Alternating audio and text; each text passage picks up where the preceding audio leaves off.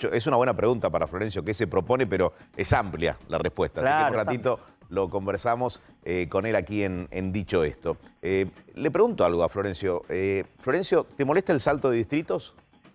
¿Que los candidatos jueguen en un distrito que no les es propio? Ya no sorprende más nada, parece normal. No debería ser normal, pero bueno, pasa y la gente se ha acostumbrado que finalmente la dirigencia política no solamente, digamos, salte de un distrito a otro, sino no cumpla con lo que dice. Así que, lamentablemente es así. Lamentablemente. Yo siempre pongo el ejemplo de lo que fue Borocotó en un momento, fue un escándalo, porque había entrado por un partido y salió por otro. Hoy tenemos cientos de Borocotó en los últimos años y sin embargo nadie se sorprende. Por eso así le va a la Argentina. Partiendo de eso, ¿cuánto hay que cambiar en la política, no? Lo vamos a desarrollar en un ratito con Florencio Randazzo. Rosario Yerdi, a ver, los que no pueden votarse a sí mismos, contámelo, porque la gente se renueva y algunos no escucharon la... dudas. Te voy a mostrar a uno de los que no puede votarse a sí mismo, que en las últimas horas fue tan la sorpresa de que iba a ser candidato que en las últimas horas los dirigentes del peronismo bonaerense empezaron a decir, ¿pero tiene domicilio en la provincia de Buenos Aires? Porque nació en Rosario y vivía en Capital Federal. ¿De quién estamos hablando? De Daniel Goyán.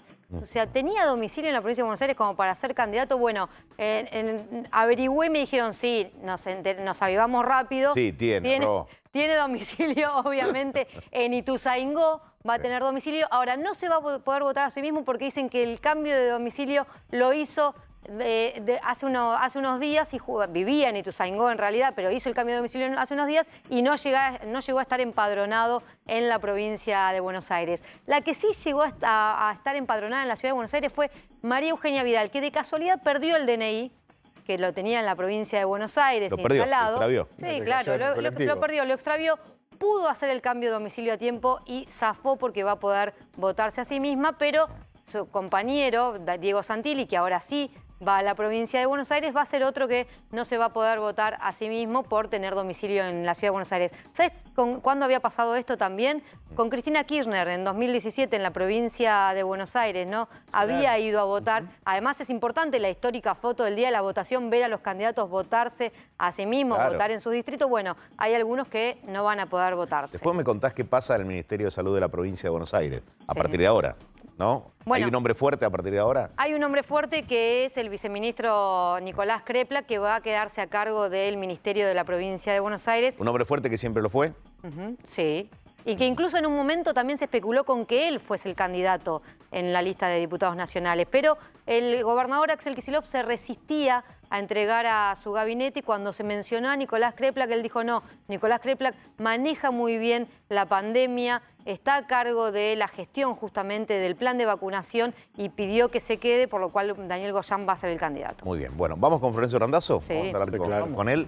Florencio, gracias por venir, ¿eh? No, por favor, gracias. Bueno, a ver, ¿tiene que explicar mucho un ministro, en el caso de Goyán, ministro de Salud, que salta inmediatamente a una precandidatura?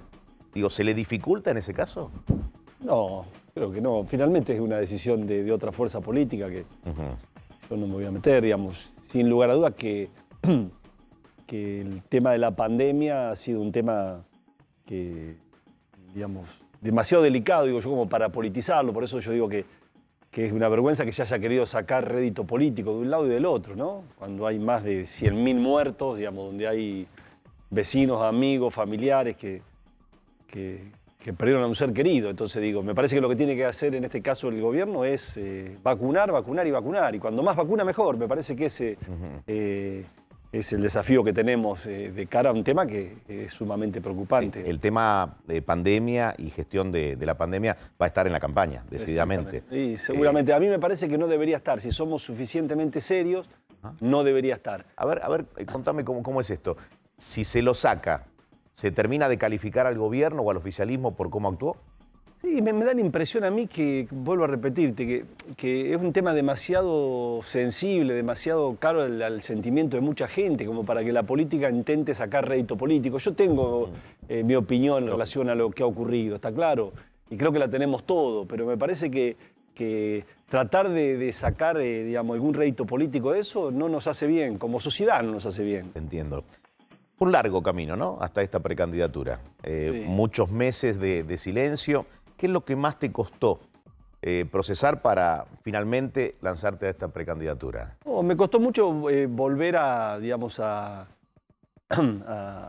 ser un hombre público nuevamente, a tomar el compromiso, lo que significa ser un hombre público y tener el desafío de cumplir una responsabilidad, porque creo que la política se ha ido devaluando cada día más, la política ha perdido el sentido común, ha perdido racionalidad, empatía. ¿Te preocupa eso puntualmente, no? Sí, me preocupa que la política no sea vista como una actividad de servicio que sirva para mejorar la vida de la gente. Ese es el sentido que tiene la política. Sin embargo, el conjunto de la sociedad no lo ve así y la política ha colaborado mucho en eso, mucho en eso. De hecho, yo he sido muy criticado durante mucho tiempo con el hecho de, inclusive con una visión peyorativa, bueno, el flaco es bueno en la gestión, pero en la política es como que hay un divorcio ahí entre la política y la gestión que es grave, porque no hay mayor digamos, honor para un hombre que hace política cuando está en un cargo público que gestionar.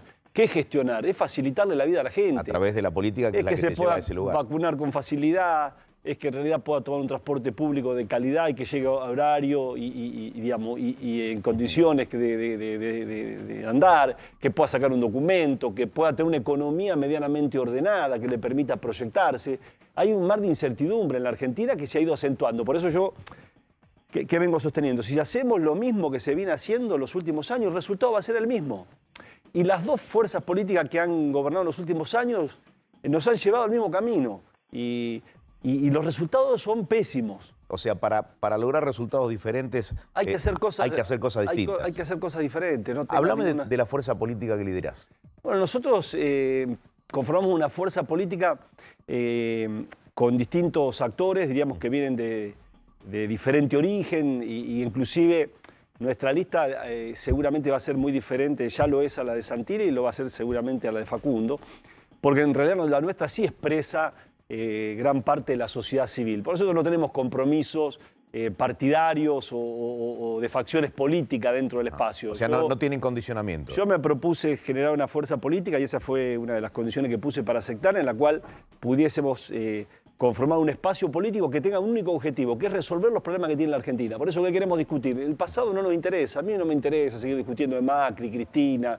Queremos discutir el futuro, presente y futuro. En eso nos acompaña parte de la sociedad civil. Mi segunda candidata es Carolina Castro, es la primera mujer que integra la UIA, es directora y dueña de una empresa muy importante en la Argentina que produce más de 100 piezas para uno de los íconos de la industria automotriz argentina, que es un orgullo para los argentinos, que es Toyota.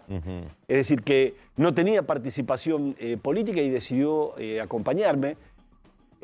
Tercer lugar va Gustavo Pulti, viene del vecinalismo, fue 2 veces intendente de la ciudad de Mar del Plata y es un hombre con una visión desarrollista muy interesante, absolutamente interesante. De hecho, ayer estuvimos en Mar del Plata, en el Parque Industrial primero, visitando algunas de las empresas. Una empresa que es QM, produce digamos, tecnología para la industria extractiva, muy interesante, digamos, para la industria del petróleo. ¿Y qué te dicen los empresarios en el mano a mano? Muy interesante. Esta empresa, en el gobierno de Mauricio Macri, le permitieron a los competidores importar equipos usados de los mismos que fabrican en la Argentina. Entonces, era imposible competir. Entonces, esa era una de sus preocupaciones. Eso hoy no se puede y están fabricando, digamos, alta tecnología, inclusive ya exportando a países petroleros, digamos, del primer mundo. Así que después visitamos, y vimos con gran preocupación a los hoteleros, muy preocupados por la situación, por su situación básicamente de la presión impositiva que tiene el sector y en este caso agregado con la pandemia, lo que ocurrió el año pasado y lo que está ocurriendo ahora. Estuvimos con los gastronómicos y hicimos una visita. Hay problemas comunes en todas estas actividades, todos sectores. ¿Los problemas comunes cuáles son? Digo, si te pones a gestionar, digo, desde lo que podés proponer como legislador el día de mañana. Pero mira, falta sentido común, a ver si vos entendés. Hay un hotel que está cerrado 7 meses, le siguen cobrando la luz de acuerdo a la potencia, no al consumo. ¿Qué implica eso? Un costo, por ejemplo, de tarifa de 50.000, 70.000, 100.000 pesos con el hotel cerrado. Con ingreso cero. Exacto. Durante muchos meses. Exactamente. La provincia de Buenos Aires le sigue cobrando el inmobiliario urbano. Yo le preguntaba ayer a al presidente de la Cámara de Hoteleros, que es el dueño del Hotel Tronador, y le digo, ¿eso es significativo? Y sí, pago 8 millones de pesos. 8 millones de pesos de inmobiliario urbano le cobra a la ¿Y provincia. por qué cuesta entender tanto al que está en la gestión pública cuando se llega a la política? ¿Por qué cuesta entender que un empresario, una pyme, no puede seguir pagando normalmente los impuestos? Primero, yo vengo insistiendo que aquellos que desempeñan un cargo público en algún momento deberían haber pagado un sueldo o haber tenido un kiosco. Yo soy un hombre que siempre, desde muy pibe, tengo emprendimientos propios, privados. En este momento estoy pasando una dificultad importante. Tengo un gimnasio importante hace 30 años en La Plata. Bueno, teníamos 2.000 alumnos. Imagínate lo que pasó. Y debe haber tenemos 100. una casa de fiesta, por ejemplo. Un salón. Hace muchos años. Bueno, hace un año y medio que está cerrado. Digo, independientemente después de mi actividad como director de una empresa tecnológica, pero digo, cuando uno toma conciencia de eso y conoce el problema, en realidad empatiza rápidamente con la otra persona. No te tiene que explicar nada. Exactamente. Entonces una falta de empatía de aquel que está en el gobierno. Es decir, no comprenden, por ejemplo, la presión fiscal que tiene la Argentina, que hace que el país sea inviable. Acá hay que bajar la presión fiscal al sector que produce. La única salida que tiene la Argentina es crecer. Es la única forma de que pueda generar trabajo. Y ahí no se animan, no hay nadie que se anime, por ejemplo, a plantear... Ni Cristina ni Macri fueron por ese camino. Pero no se fue por ese camino, fue un equivocado. Los resultados están a la vista. ¿Y cómo son los entornos de los presidentes que o nadie se anima, o a nadie se le ocurre, o nadie quiere decirle, mira, por acá no es? Yo te cuento la experiencia mía, lo que era bajo mi responsabilidad. Todo lo que estuvo bajo mi responsabilidad lo cambiamos. En la Argentina yo llegué, un documento tardaba un año, terminó... digamos, siendo un trámite absolutamente sencillo y rápido. Ahora eso significó incorporar tecnología, vocación de transformación. Lo mismo hicimos con los pasaportes. Cuando teníamos desarrollado el documento, dijimos, che, ahora vamos por el pasaporte. No tenemos que invertir un peso, sino que en realidad no solamente express, sino en 30 minutos lo haces. Asumimos el transporte, por eso hicimos en marcha la tarjeta SUBE. Es práctica para aquel que usa el transporte público, es muy buena para darle transparencia a la asignación de los recursos del Estado a los transportistas. Lo mismo hicimos con los trenes, asumimos después de la tragedia de Once y rápidamente nos pusimos como meta mejorar el sistema de transporte, incorporamos más de 1.140 vagones en el área metropolitana, pusimos en marcha los trenes de larga distancia, pusimos en marcha el proceso de recuperación de los trenes de carga, electrificamos La Plata-Buenos Aires, una obra que te daba 40 años parada, hacia que estaba. Se trata de, en realidad, cuál es la responsabilidad que vos asumís. Y si entendés que en realidad, si vas a ejercer una responsabilidad pública, yo siempre me planteo, ¿por qué quiero que me recuerden? No tiene demasiado sentido dejar a tus hijos verlos crecer en la cama. Hay que mirar el pasado. Y perder 14 horas por día. Perder 14 horas por día si en realidad cuando te vas de ese lugar no vas a ser recordado por nada de lo que hiciste. Y lo hicimos con la absoluta transparencia. Yo no tengo ninguna causa, no tengo ninguna... Entonces me parece que la Argentina puede aspirar a ser un país mucho mejor. A ver, es interesante. La Argentina, por ejemplo, si no le da consistencia a la macroeconomía, que no tiene que ver ni con los liberales, ni con esto estupidez del populismo, derecha-izquierda, no va a poder crecer. Porque en todos los países que tienen una inflación superior al 20% anual, dicho por el Banco Mundial, por el BID, no crecen. Bueno, la Argentina hace 12 años que no crece. Con una inflación muy superior pero con una inflación que va a estar en el orden del 60-70%. Los últimos 12 meses mayorista fue 60, minorista 52. ¿Qué quiere decir? Que la minorista va a acompañar a la mayorista. No tenés previsibilidad, no tenés certeza. ¿Eso qué no te permite? ¿Qué es grave esto? No te permite ahorrar, no te permite invertir, y si no hay inversión no hay capital humano. Entonces, y en el capital humano tenemos que trabajar. Por eso yo digo, discutamos una nueva ley laboral. No le tengamos miedo a los sindicatos. O sea, tu visión es, vengan los sindicatos. Totalmente. O sea, todo se puede hablar. Pero por supuesto, a ver, el 49% de los trabajadores está en la formalidad en la Argentina. Sí. Esos derechos adquiridos no los tocamos los trabajadores. Ahí hay un 51% que están en la informalidad. Y la informalidad, ¿qué implica? Implica no tener cargas previsionales, vacaciones, una obra social. ¿Un Caballero y un Moyano, un Martínez, te lo entienden esto? Si lo entienden, mejor. Y si no lo entienden, hay que hacerlo igual. A mí me parece que no puede, digamos, quien en realidad aspira a ocupar un lugar de responsabilidad, buscar siempre culpable, para exculparse. Yo no creo en eso. Porque si es así, mejor quédate en tu casa. ¿Qué es lo que ha pasado en los últimos años? Es como siempre la mirada hacia atrás. Bueno, no voy a poder hacer esto porque mirá lo que me dejaron. Pero si ya sabía lo que te iban a dejar. Entonces yo digo, discutir una ley de inclusión y modernización laboral. Discutir el tema de educación. ¿Qué significa discutir educación? Yo hablo del servicio esencial educativo. Significa decir, señores, no hay más paro en la escuela pública, no puede haber más paro. Eso no quiere decir que yo no reivindique a los docentes, ni que quiera que los docentes ganen muy bien. Pero no podemos sacrificar a los pibes. Hemos destruido la escuela pública en los últimos años. Entonces, ¿qué quiere decir esto? Que el pibe en la escuela pública, cuando egrese, muy probablemente tenga mucho menos posibilidad de conseguir trabajo de la que tuvo un pibe que fue a la escuela privada. Entonces, es mentira el tema de que nosotros llevamos adelante una política supuestamente progresista que genere igualdad de oportunidades. Porque en realidad hemos deteriorado la escuela pública, hemos deteriorado la salud pública. La inseguridad, ni hablemos, vivimos con niveles de inseguridad alarmantes. Yo vivo en una casa hace 23 años, en la misma casa, en el mismo lugar, en un barrio abierto.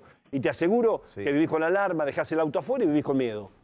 La pregunta es, ¿por qué no están esos temas que acabas de mencionar en la agenda, por lo menos de estos últimos 2 meses de los políticos? No están. Pero no va a estar, Digo, está la pelea judicial, está quién visitó más veces tribunales, si algún juez estuvo en la Quinta de Olivos. Es importante, pero no sé si es lo que a la gente hoy por hoy le inquieta. Tal vez porque le ha dado buenos resultados los dirigentes de ambos partidos. ¿Son lo mismo?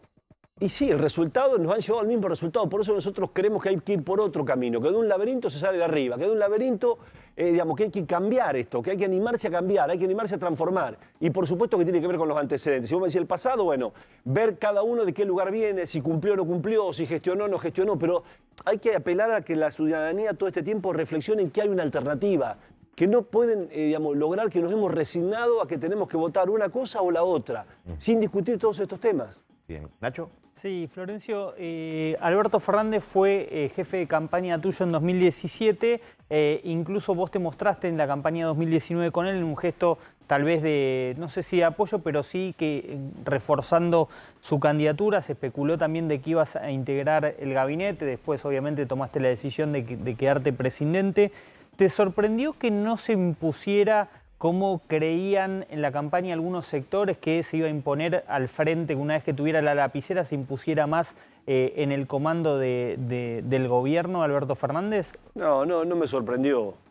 La verdad no me sorprendió.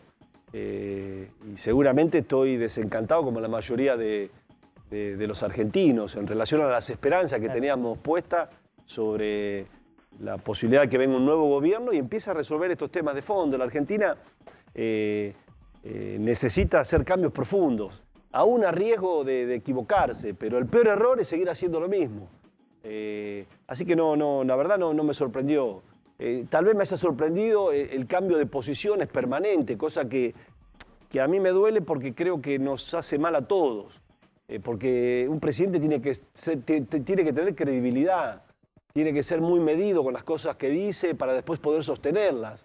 Porque eso genera en la sociedad la idea de que, bueno, vale todo, que si un día se puede decir una cosa, mañana otra. ¿No la tiene, la perdió el presidente Alberto Fernández? Sí, yo no quiero hablar, digamos, del presidente. No, pero hablaste de lo que generó, ¿no? De la ilusión que generó. Creo que, en el electorado. perdió parte de credibilidad, sin lugar a dudas, pero yo creo que la Argentina, digamos, y los dirigentes tenemos que animarnos, como te decía recién, a discutir el presente y el futuro, que la sociedad está harta de la crítica permanente, de si es Cristina, de si es Alberto. Lo que es cierto que cada día estamos peor. Entonces animémonos a dar esa batalla para que la gente esté mejor. Ese es finalmente el objetivo que debemos tener todos. Randazzo, en los últimos meses, ¿hablaste con Alberto Fernández? Y te pregunto, ¿con Alberto Fernández o algún otro dirigente que te haya dicho que en esta elección no compitas y tratar de incluirte en el frente de todos? No he hablado más. Mirá, yo con Cristina hablé por última vez en el 2017, que me ofreció ser candidato a diputado nacional con ellos, senador nacional, y le dije que no, porque ya no compartía la visión que tenía sobre lo que había que hacer en la Argentina, y me pareció un acto de honestidad propia mía. Yo no puedo hacer lo que no creo. Y con Alberto Fernández, como decía recién Nacho, lo acompañé en la campaña una vez a Chivilcoy, a mi ciudad, porque me pidió que lo acompañase, y el día que ganó le mandé un mensaje que nunca me contestó. Pero no lo he visto, y por supuesto que en el fondo de mi corazón está claro que yo quisiera que le vaya bien. O sea, desde el 2019 que ganó, que le mandaste el mensaje, no hablaste más con Alberto Fernández. Por supuesto que parte también de esta estrategia que tienen estas dos facciones de la política para polarizar, que es decir, bueno, Flaco es funcional al macrismo, funcional al kirchnerismo, porque en realidad a veces a uno le cuesta creer, porque siempre yo tenía la idea de que finalmente a la corta o a la larga siempre gana la verdad. Sin embargo, en esta sociedad donde existe esta idea de la posverdad, eso no es cierto. Muchas veces las mentiras, diríamos, que las imprimen los delincuentes y las hacen circular, los honestos terminan siendo creíbles, pero eso depende también de cada uno, ¿no? Ahora, Florencio, estuviste muy cerca de este gobierno. Fuiste jefe de gabinete de Felipe Solá, que hoy es canciller, ministro de Cristina, ministro de Néstor, como te decía Nacho, jefe de campaña de Alberto Fernández. ¿Sentís que este rechazo que me parece que estás manifestando de parte de ellos tiene que ver con tus no en su momento? No, a ver, yo fui ministro en la provincia, fui ministro de la Nación con Cristina. Honré el cargo. Yo soy de los pocos dirigentes políticos que puedo venir a decirte acá que todas las cuestiones que estuvieron bajo mi responsabilidad mejoraron, cambiaron. Le cambiaron a millones de personas muchísimas cosas. Te decía el ejemplo de la posibilidad del derecho a la identidad, de sacar un pasaporte donde había que ver a un policía amigo, en el mejor de los casos pagar alguna coima, lo que fue la implementación de la SUBE, lo que ha sido el proceso de transformación en materia ferroviaria. Es decir, que eso es lo que me da tranquilidad a mí. Y después si finalmente el hecho de haber dicho que no me generó distancia, sin lugar a duda que ha generado distancia. Pero yo honré mi palabra. Yo había dicho en el 2015 que no iba a ser candidato a gobernador y cumplí con esa palabra. Florencio. Muchos creen que yo estaba loco, pero a mí me parece que no. Me parece que la política tiene que honrar la palabra, que tenemos que tener... Los dirigentes políticos tenemos una responsabilidad diferente del hombre común en el sentido de... El único valor que tenemos es nuestro prestigio, es la palabra, es decirte lo que yo te digo acá es cumplirlo después. Porque eso nos genera un daño tremendo.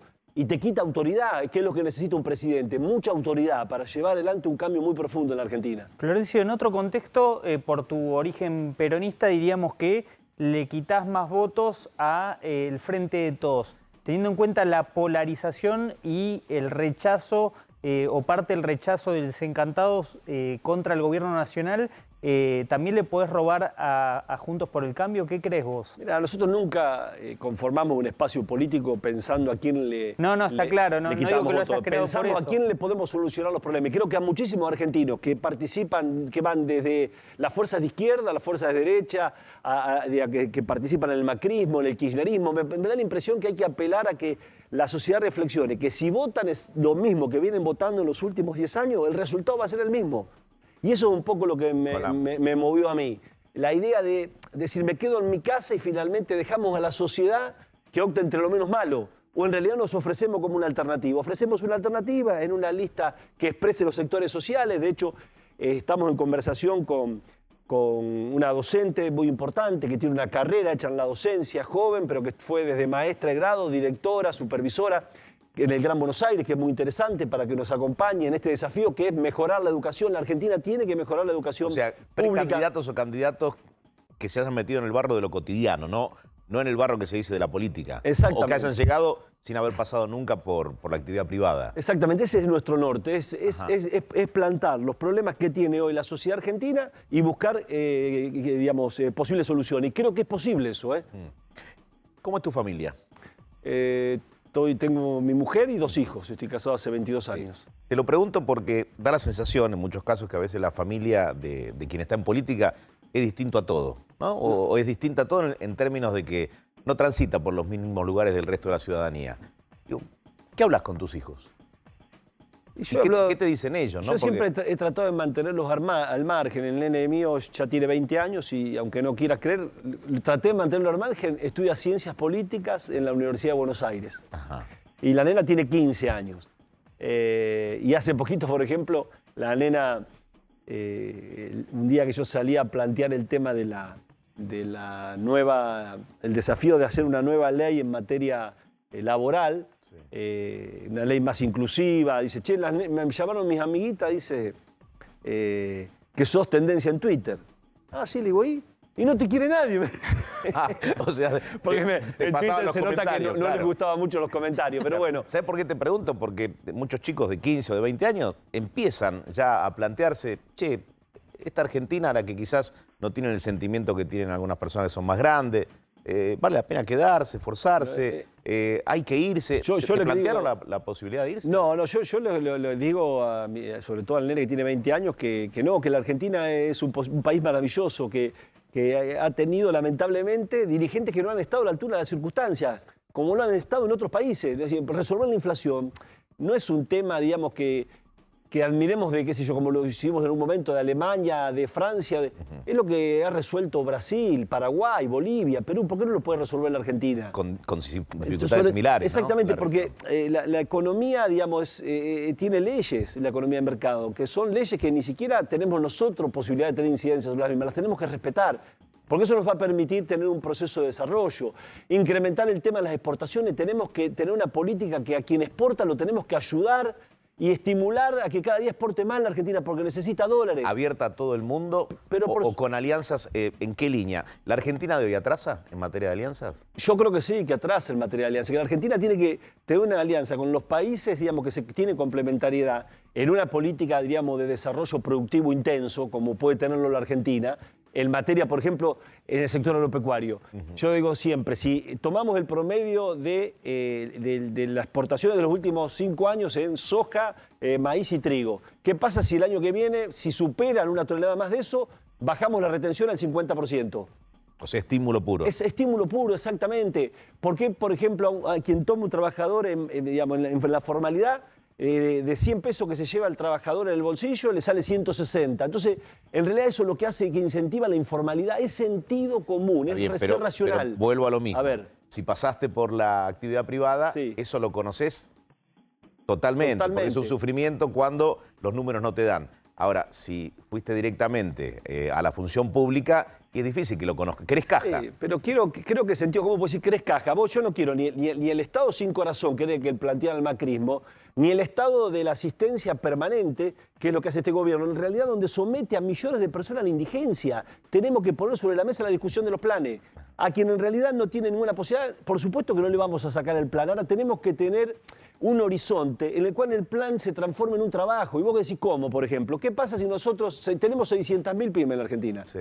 Si 600.000 pymes generan 15 puestos de trabajo cada uno, resolvemos el tema del empleo en la Argentina. ¿En cuánto tiempo? Pero rápidamente lo resolvemos. Ahora, ¿qué deberíamos hacer? Con la masa de planes, por ejemplo, subsidiar un salario en una pyme, para que en realidad quien recibe un plan vaya a trabajar. Subsidiarlo directamente. El 50% lo subsidio. Y que vaya a trabajar. Entonces incorpora un oficio, siente dignidad. El trabajo es más que el trabajo de las manos, de la cabeza.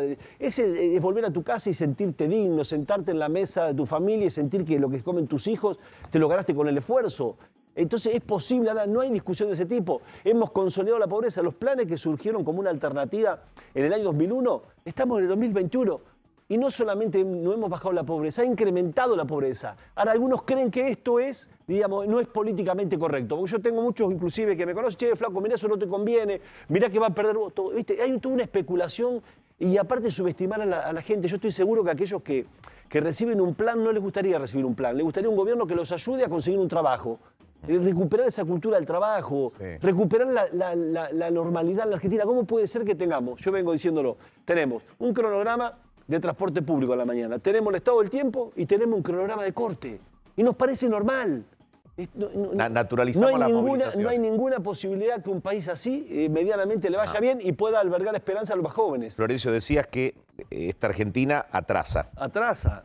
La de la gestión anterior, digo, se abrió al mundo, el presidente Macri en su momento decía, tenemos relaciones con todos los países. Digamos, no sé qué se buscó, pero no sirvió, no dio los resultados esperados. Yo te voy a decir, y con mucho respeto, ambos gobiernos fueron absolutamente conservadores. ¿En qué término? En el mantenimiento del statu quo, de que nada cambie. Acá hay que animarse a transformar, hay que animarse a una nueva ley, como yo te decía, que incluya a quienes están afuera y que sea moderna. Hay que animarse a plantear que los planes deben transformarse en trabajo. Hay que animarse a plantear, señores, no hay más paro en la escuela pública. Eso no implica que el docente no tenga razón cuando reclama, pero con los pibes en las escuelas estamos condenando en la provincia de Buenos Aires a 4 millones de pibes a que en realidad no tengan posibilidad de conseguir un trabajo digno cuando salgan. Te dolió que no exista presencialidad durante tanto tiempo, ¿no? Sí, pero no estoy ni siquiera hablando de ahora. Yo lo vengo diciendo hace mucho tiempo. Está bien, pero digo, está dentro de la ecuación de lo que le pasó a los chicos durante este último año. Pero creo que es mucho más grave que eso, porque tal vez la pandemia puso al relieve las asimetrías que tiene la Argentina. Cómo el Estado no se propone, por ejemplo, buscar un camino para darle conectividad a los más pobres. Eso es tan valioso, más valioso que una bolsa de alimento.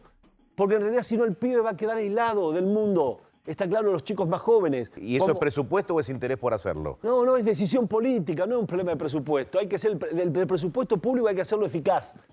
Como lo he dicho yo en toda mi gestión, eficaz. Es decir, lograr el mejor resultado con el menor costo posible. Y el Estado tiene que tener prioridades. ¿Sabés cómo son las prioridades? En tu casa, ¿qué haces? Primero te alimentás, después te vestís y si te sobra te vas de vacaciones. El Estado tiene que hacer lo mismo. ¿Cuáles son las prioridades del Estado? ¿Cuáles van a ser las prioridades? Esta y esta. Tiene que ser una, la educación, sin lugar a dudas. Ajá. Hay 2023 y no hay 2021. ¿Pensás en 2023? Sí, por supuesto. Nosotros estamos conformando un espacio, digamos, que básicamente plantee la resolución de los problemas que tiene la Argentina, pero para hacer una alternativa en el 2023. Pero necesitamos, digamos, que en esta elección tener el mejor resultado posible. Te dejo una pregunta y después abro con la mesa. Vamos a hacer un corte muy breve. ¿Te gustaría ser quien pase a la historia como quien por lo menos abrió el camino para terminar con la grieta en la Argentina? Enseguida me lo respondés. ¿Y cómo le daría forma a ese diálogo, ¿no? Para que no exista más grieta en la Argentina, ¿no? Creo que lo sueña la mayoría de la ciudadanía. Hacemos una pausa muy breve y ya volvemos. Estamos con Florencio Randazzo, gracias por quedarte y por aguardar unos minutos. Pasamos por todos los temas, ya voy a abrir con la mesa que hay algunas consultas más del cierre de listas para mañana, pero quedaba pendiente hablar de la grieta, ¿no? Hablar de quién va a tomar la bandera de superar esta grieta, que se pueda vivir de otra manera. Todos hablaron, ¿no? De que a través del diálogo se podía saltar este espacio tan odioso para la gente. A mí me da la impresión de que primero tenemos una gran oportunidad en esta elección de terminar con la grieta. Porque si seguimos, digamos, acompañando estas posiciones, diríamos, de un lado y de otro, no tiene solución la grieta, ¿está claro? No tiene solución. No hay Con el frente de todos en el gobierno es el que debe convocar a la oposición. A mí me da la impresión que esa oportunidad está perdida. A mí me da la impresión de que vamos a resolver una sociedad más civilizada si nos respetamos, si no nos agredimos. Eso está claro, el tema es cómo. Si no nos descalificamos de esta forma. Pensás diferente, te respeto, pero no pienso como vos. Seguramente en muchas cosas por ahí vamos a coincidir con una fuerza y con otra y acompañaremos lo que sea mejor para la Argentina. Me parece que está claro cuál es el camino para resolver eso. Ahora, si el camino es la agresión permanente, es la descalificación permanente, me opongo porque vos estás del otro lado, no hay ninguna posibilidad de solucionar ninguno de los problemas que tiene la Argentina. Ahora, la grieta se empieza a resolver este año cuando la gente empiece a votar. ¿Crees que es la oportunidad? Totalmente. Esta es la oportunidad de demostrar que no queremos volver ni al pasado ni seguir con este presente. Bien. Nacho. ¿Cómo van a hacer, Randazzo, para la fiscalización? Su lista seguramente va a estar compuesta más por personas de la sociedad civil que por dirigentes políticos tradicionales y la fiscalización es muy importante en la provincia de Buenos Aires.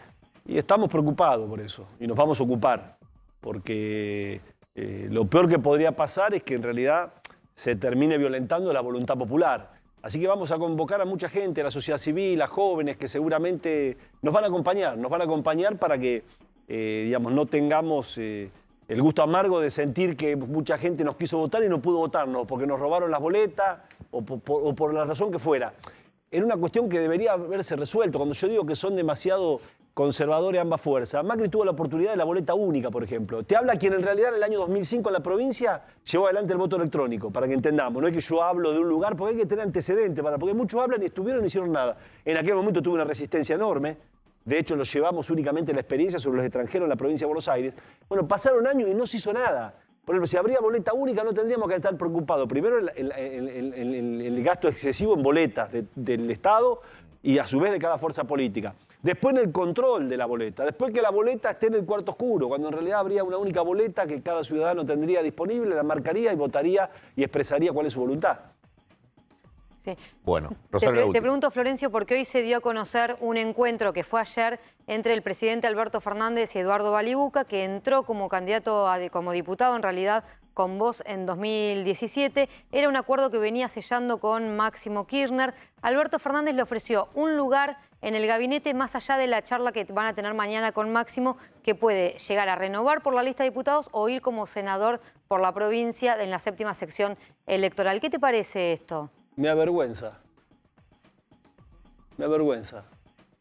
Que quienes en realidad piensan de una manera totalmente diferente y fueron candidatos de un espacio totalmente diferente, que yo acompañé con total generosidad siendo candidato a senador sin teniendo ninguna posibilidad y llevándolo a Buca en primer término, porque pensaba como pienso yo sigo pensando lo que sostengo ahora en relación a qué necesita la Argentina, qué proceso, pero rápidamente le ofrecen alguna cuestión y cambian de pensamiento. A mí me avergüenza. califica como Por traición. eso hace tiempo que por supuesto no iba a ser de ninguna manera candidato de mi espacio político. Florencio, muchísimas gracias por haber venido. Gracias a vos. Hasta la próxima.